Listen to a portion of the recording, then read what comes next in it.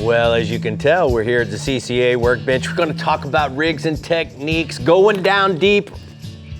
Very deep. Okay. Yeah. How deep are we going? Well, you know, if you're fishing for swordfish and some of the deeper water species like wreckfish and stuff, you can actually be fishing in 1,900 to 2,000 feet of water. Right when spider wire first came out, the very first braid came out, I went on a trip to the Bahamas with Ron Shatman. He's like the guru of deep drop fishing, right, even back then. And we had zero current, which is perfect conditions, flat, calm seas, and we were dropping in 1,900 feet of water. And we were using crank reels too. We weren't using electric reels. Yeah, hand crank reels with 5 pounds of weight. And 1,900 feet is the Empire State Building with a football field on top of it. Wow. So that's 1,900 feet we were fishing in. And when we were using that very first braid, immediately we knew that this stuff is going to change bottom fishing forever, because you could feel every little tap, tap, tap in 1,900 feet of water. The little fish eating the bait and then the big fish coming to eat it. You know, you could feel everything. And we all knew immediately. We set 9 world records in 3 days. We actually had more, but we kept breaking them. You know, every time we catch a fish. And you can do that still to this day, because there's a lot of fish that have never been hand cranked to the surface that are swimming in 1,900 feet of water. Right. Even, 600-700 feet of water. Sometimes you can get that one up. It breaks the all tackle world record. Doesn't have to beat it by much, and you can be a world record holder. Because that's a cool thing about deep dropping, is that you never know you're gonna get down there. Right. You can catch a 300-pound Warsaw grouper, a little goblin shark, with eyeballs that glow green. I mean, it's really cool because there's a million things down there.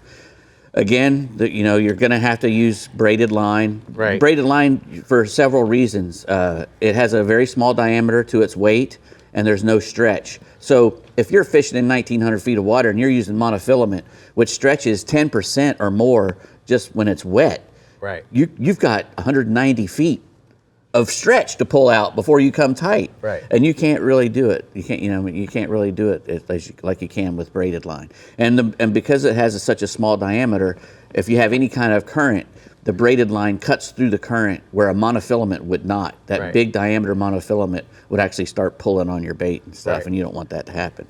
It's very current specific, fishery when you're fishing really, really deep and being able to stay on the spot. Another game changer has been the rodans that you can, spot lock, right, and you can get on a spot and stay there right on top of it, which, before you'd have to really worry about trying to guess the drift of the current and everything. Yeah. And it's very technical. And especially when you're sword fishing and stuff, it can be very technical. And you're going to be using a chicken rig. It's a rig with, 5, 6 hooks on it. A circle hook is obviously what you're going to be wanting to use. This is a smaller hook. This would probably be one you'd want to, and with a lot more hooks, this would be one you'd want to target those tilefish with. Right. And when you're targeting tilefish like to lay in the mud.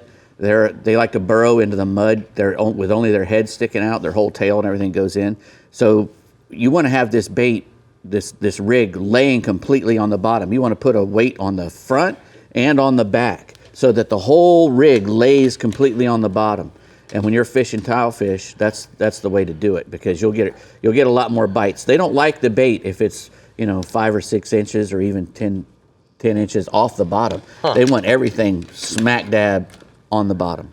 Dead bait fishing, like laying on the bottom, correct, not moving? Yeah, tilefish do. Wow. Now swordfish, they'll eat anything just about, and he's like a giant catfish. And if you can be lucky enough to be fishing in a place where there's not a whole lot of current, you can put on just about anything to catch a swordfish. Now tell me about where should you attach the light, Dave? Well, your light usually goes at the very top of your leader, where your main line goes to your leader.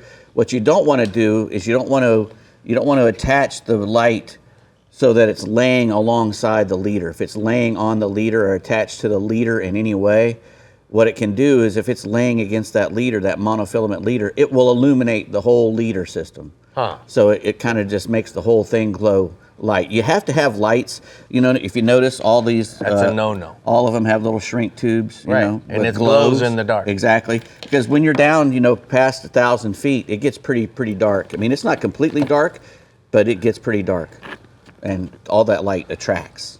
Light is life. Light is life. Correct. Light is life. And you know what? Light Those are all is great tips, gentlemen, but never have I ever been so hot sword fishing where you need a hat as a one tip to stay cool. You need some snacks. Number 2. Number 3, you need some caffeine to stay awake for all those drifts. Am I right? You're absolutely right. All right, well, I'm going to open this Proshex in a second.